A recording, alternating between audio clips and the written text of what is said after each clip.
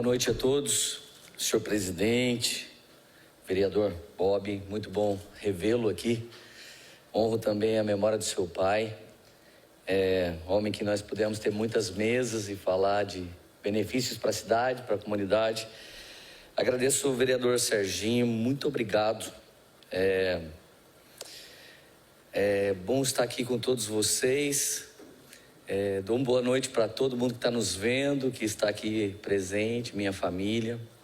Aos agraciados, é bom estar com vocês. Me sinto o menor de todos os honrados nesse dia, até porque aquilo que eu faço não tem a ver com a minha profissão, mas com o chamado que eu recebi no meio da minha vida. E quero honrar muitas pessoas aqui, como o vereador Noilton, o próprio Rodson Lima. Foram homens que um dia propuseram esse título e eu até respondi de maneira simplista: eu não acho que eu estou fazendo nada que mereça isso. Hoje também poder ver o seu Luiz aqui sendo honrado, sendo agraciado. Meu pai é barbeiro também na cidade e pôde contar com a ajuda dele no início da carreira. Então, assim, parece que a gente está tudo em família. Taubaté não é tão grande assim, né, minha gente? Mas, honrando todas as pessoas, queria agradecer em primeiro lugar minha família, os meus pais. Meu pai, José Barreto, minha mãe, Cida Barreto, estão aqui. Quero honrar vocês e hoje é um dia feliz, mas eu quero pedir perdão pelos dias tristes, né? Porque eu não fui alguém que caminhou sempre em integridade. Um dia, caros ouvintes, eu me desviei da minha família, dos valores que eles me deram, e fui um jovem rebelde que viveu na droga. O presidente dessa casa, um dia, Paulo Miranda, teve que me pegar firme numa balada e falar: rapaz, eu conheço sua família, isso não é a vida que eles te ensinaram. Então, assim, eu sou extremamente agraciado por poder estar aqui hoje. Mas eu tive uma conversão. Eu nunca quis ser um religioso, mas um dia eu tive uma conversão. No dia que eu tentei o suicídio, dia 19 de agosto de 1999, eu vivi um vazio muito grande, existencial. Eu não fui educado para ser um homem mau, mas eu estava sendo. Não cometi crime, mas eu era alguém que usava drogas e abusava de álcool e vivia na violência. Eu engravidei a minha esposa aos 16 anos. Hoje nós temos uma filha de 25. Ela nos deu uma netinha, está grávida novamente, graças a Deus. Ela é psicóloga, ela é pastora no ministério que nós fazemos parte. E a minha esposa maravilhosa, Érica Barreto, te agradeço muito por me aturar por tanto tempo. Nós nos casamos 3 vezes depois de 6 separações. Então, o meu título é realmente muita graça, né? Devia ser muitíssimo agraciado no meu convite. E compactuando com as dores, né, do policial militar que é agraciado essa noite, parece que nós temos uma missão de resgatar a integridade do chamado e da profissão, que começa com a letra P. Quando alguém fala de padre, alguém pensa em pedofilia. Quando fala em pastor, pensa em corrupção. Quando fala em policial ou político, também penso. Então, que a gente venha a ser uma geração que restaura os valores do qual o nosso nome, a nossa profissão, o nosso encargo receberam e foram comissionados de alguma maneira. Então, eu agradeço muito e digo aos meus pais: as sementes que vocês plantaram em mim não foram em vão. Algum dia frutificou. As orações de muitos irmãos, a oração da igreja católica, da igreja evangélica, porque eu fui evangelizado por ambas. Então eu queria agradecer, e eu queria dizer a vocês, todos que estão aqui, que eu não me sinto digno desse título, porque na verdade eu ouvi um grito da sociedade. Quando eu pude sair da margem da sociedade, quando eu pude sair do meio da droga, eu vi que tinha muita gente boa lá, que se perdeu dos seus princípios, dos seus valores. Eu pude ver que na margem da sociedade, aprendi a linguagem da bandidagem, que tem às vezes um mínimo de código de ética. E eu percebo que quando esses homens entregam suas vidas a Deus, eles passam a ter a mesma radicalidade em servir ao Senhor. Então, com a história que eu recebi, o testemunho, Tudo começa numa igreja pentecostal e eu vou testemunhando nas igrejas pentecostais, tradicionais, neopentecostais, renovação carismática, igreja católica, casa de recuperação. Mas minha família é muito trabalhadora, sempre aprendi o empreendedorismo. Com 13 anos eu tinha uma empresa de filmagem. Com 17 anos eu vendia salgado na rua de Taubaté. Com 20 anos eu era cabeleireiro.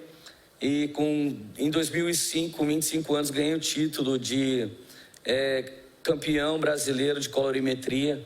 Então eu ganhei contratos com empresas. E nesse meio tempo, eu tentava sair daquela vida. Eu tinha valores, mas eu tinha um vazio que eu tentava preencher através de uma vida não regular, não correta, não moral.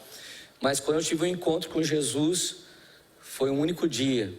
Eu não fui internado, mas eu fui transformado, e a partir daquele dia nunca mais fumava, nem bebia, nem usava drogas, e o Senhor restaurou, reorbitou meu coração, e de repente eu tive que contar minha história no meu salão de cabeleireiro. Então eu me converti, comecei um processo de crescimento na igreja evangélica, mas as pessoas iam no meu salão e falavam: Lê, como é que você parou de brigar para a rua? Como é que você parou de beber? Eu virei crente, né? E era uma época que ser crente era feio. Agora é bonito, todo mundo é gospel agora, todo mundo é de Jesus, todo mundo tem um adesivo de Deus no carro, uma camisa de, Deus é mais, alguma coisa assim. Mas naquele tempo havia um preconceito contra a religião. Mas a verdade é que eu comecei a ouvir um grito, e participando das igrejas tradicionais de Taubaté, eu percebia que não havia uma conexão. Parecia que faltava uma ponte. E eu chamo essa ponte de inclusiva. E vocês sabem que quando entra um mau elemento num shopping, a segurança é alertada. Quando entra um mau elemento no cinema, ou uma pessoa que possa ser suspeita, alguém é acionado. Mas a igreja de Jesus, quando entra algum suspeito, pelo menos na igreja que eu sou pastor, Poema, um já diz pro outro: cara, você não acredita, essa pessoa é um daqueles terríveis.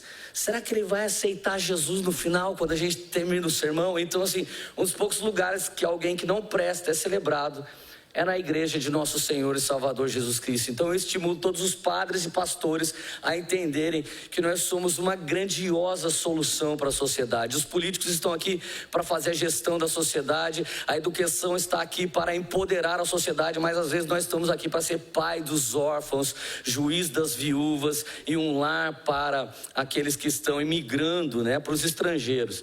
Então nesses últimos anos nós conseguimos estabelecer um evangelho que eu chamo de a igreja 3.0. A igreja que está aqui para fazer um download do que a oração que o Senhor nos ensinou pede. Que seja feita a sua vontade aqui na terra como no céu. Então minha missão passou a ser: eu vou ensinar aos maridos que existe um arquétipo bíblico de ser marido na terra como no céu, as esposas, as famílias, os empreendedores, os políticos. Então nós paramos de acreditar que os pastores eram melhores que os médicos, e nós começamos também a clamar que os médicos fossem cheios do Espírito Santo quando estivesse operando alguém. Paramos de dizer que os líderes religiosos eram os mestres dos magos, e começamos a dizer que qualquer um que recebe Jesus como seu Salvador e o Espírito Santo pode enchê-lo do poder de Deus, e ele pode receber uma mente transformada. O grande intuito do Evangelho é um novo nascimento. Então eu preguei isso em Taubaté, amando essa cidade, amando os meus amigos que ainda estavam na droga. Então de repente eu recebi uma missão de ser missionário urbano, virei pastor da Igreja Preta. Então muita gente que passava falava: essa igreja é do diabo, essa igreja não é de Deus não. E aí as pessoas que não eram de Deus começaram a ir para a nossa igreja. Então os primeiros 300 membros da nossa igreja eram todos drogados, todos se prostituíam, todos viviam à margem da sociedade. Mas como eles têm vovó, tio, tia, pai, mãe, à medida que o evangelho foi sendo estabelecido neles, nós começamos a ganhar uma história na cidade. Então pudemos ganhar pessoas para Cristo, que hoje são políticos, que hoje são vereadores, que hoje são advogados, que hoje são professores, que hoje são cantores, que hoje são ministros. Mas na verdade esse evangelho não é de hoje, esse evangelho tem 2000 anos. Essa missão está na oração que o Senhor nos ensinou: seja feita a sua vontade aqui na terra como no céu. Então de verdade, meus amigos, eu quero usar palavras do apóstolo Paulo essa noite para agradecer Jesus, minha família e todos os meus amigos que compuseram minha vida de alguma maneira. recebi muitos conselhos, muitas ajudas, muita chamada de atenção.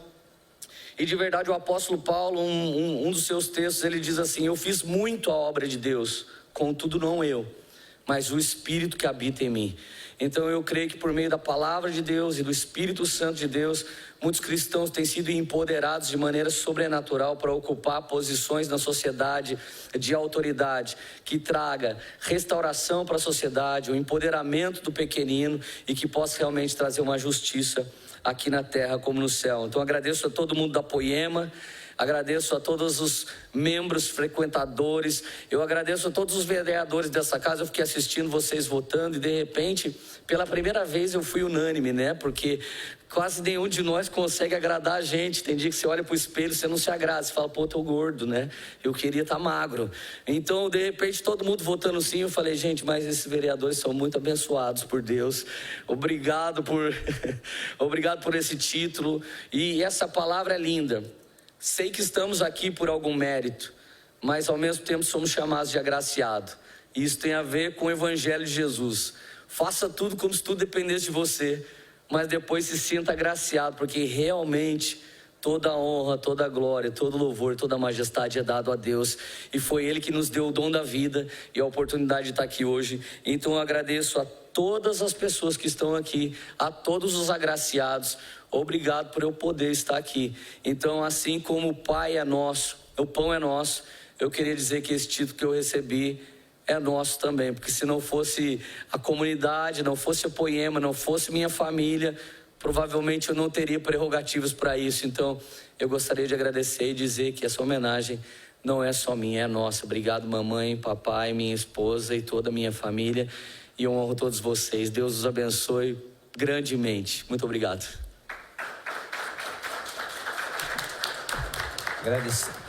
Agradecer a palavra do pastor Leandro.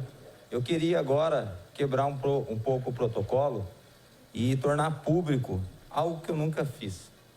Um agradecimento à vida do pastor Leandro. Foi no ano de 2010 ou 2011, foi um dos piores momentos que meu pai passou na política, na pressão da política. Eu vi o meu pai preso dentro do gabinete no horário do almoço, chorando, desesperado, com vontade de se matar. Aí ligou para o jovem Leandro: Leandro, nós precisamos de uma palavra de consolo. Leandro chegou no horário do almoço, eu lembro até hoje. Leandro entrou com uma bibliazinha, nós sentamos, ele ministrou uma palavra sobre a vida do meu pai. E aquela pessoa que pensava em se matar, em se suicidar, teve vários anos ainda de vida pela frente, Leandro. Então quero tornar público esse agradecimento.